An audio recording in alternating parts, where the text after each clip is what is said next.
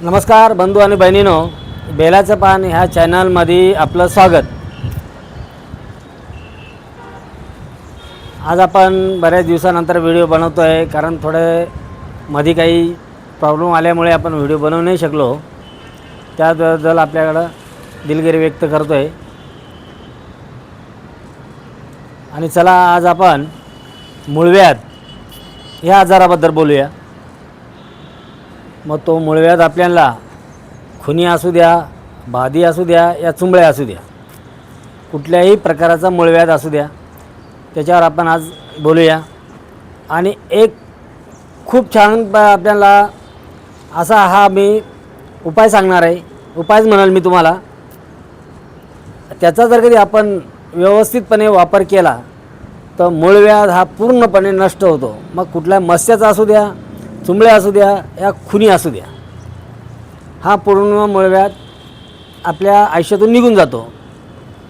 तर चला मग आपण बघूया आता काय वस्तू आहे ती। हे बघा, हे आपण बघितलं, ओळखलं असेल, ही आहे नारळाची शेंडी।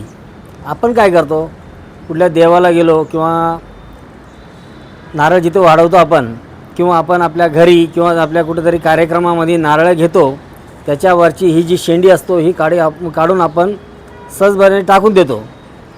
कारण आपल्याला एकच माहिती, त्याचा उपयोग होणार नाही, पण हे खूप मोठे उपयोगी औषध आहे। तर आपण ही जी शेंडी असते मित्रांनो, ही काढून फेकू नका। ही आपण घरी आणा, किंवा आपल्या घरात नारळ सोलला असेल तिचे उपयोग येणारी शेंडी आहे। ही शेंडी काढून ठेवायची आहे आणि तिला घरी आणून तिला आपण एक मडकं घ्यायचं आहे, त्याच्यामध्ये ही शेंडी टाकून द्यायची। आता याचं भस्म बनवायचं आपल्याला।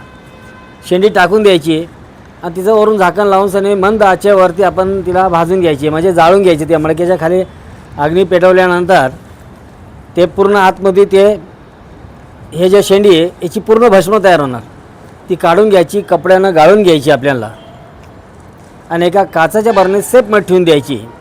आता वापरण्याची पद्धत कशी, रोज सकाळीच एक छोटी वाटीमध्ये गाईचं दही घ्यायचं आहे आपल्याला, ताजं दही घ्यायचं आहे आपल्याला। दही घ्यायचं आहे, त्याच्यामध्ये 1 चमचा पावडर टाकून द्यायची।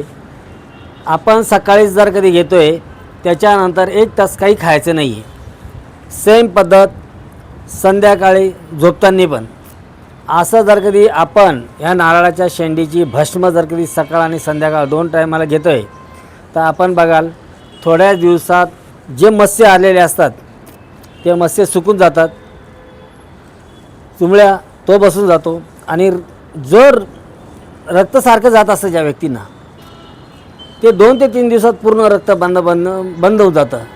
इतक्या याच्यामध्ये क्षमता आहे मित्रांनो। बऱ्याचशा आजारावर नारळ हे चालणार आहे। आजचा आपला व्हिडिओ होता मूळव्याधवरती। आज आपल्याला याची माहिती दिलेली आहे। याच्यानंतर अजून काही माहिती देऊ, आणि माहिती देण्याचं कारण म्हणजे आता येणाऱ्या ही जी आपल्या पुढची पिढी आहे, हे सर्वस्व आजकाल डॉक्टरांवर अवलंबून राहते। माझ्या बंधूंनो आणि बहिणींनो आणि मित्रांनो, मी तुम्हाला एकच आवर्जून सांगेल, हात जोडून सांगेल, आपल्या पूर्वजांनी आपल्याला काहीतरी देऊन गेलेले आहेत, त्याचा उपयोग आपण करावा आणि पूर्ण फायदा घ्यावा। बघा, कुठलेही पैसे लागत नाही, न पैसे लागता आपण पूर्णपणे आपल्या घरच्या घरीच बरं ठीक होतो। अशी ही आयुर्वेदामध्ये एक दिलेली वनस्पती म्हणून सांगेल मी। याला कुठल्याही प्रकाराचं याला पाणी लागत नाही, काही नाही। जे झाड असतं त्या झाडातून आपल्याला मिळणारं एक फळातून मिळणारी हे व त्याच्यावरची शेंडी। तर मित्रांनो, याचा उपयोग करा। व्हिडिओ जर कधी आपल्याला आवडला असेल तर लाईक करा, शेअर करा, सबस्क्राईब करायला विसरू नका। आणि मित्रांनो, बेल आयकॉनचं बटन दाबा। आपल्याला अशाच नवीन व्हिडिओसाठी बघण्यासाठी आणि आपल्या अशा वनस्पतींसाठी आणि आजारा क्लिअर होण्यासाठी मी आपल्याला व्हिडिओ टाकत जाईल। ओम नमः शिवाय, नमस्कार।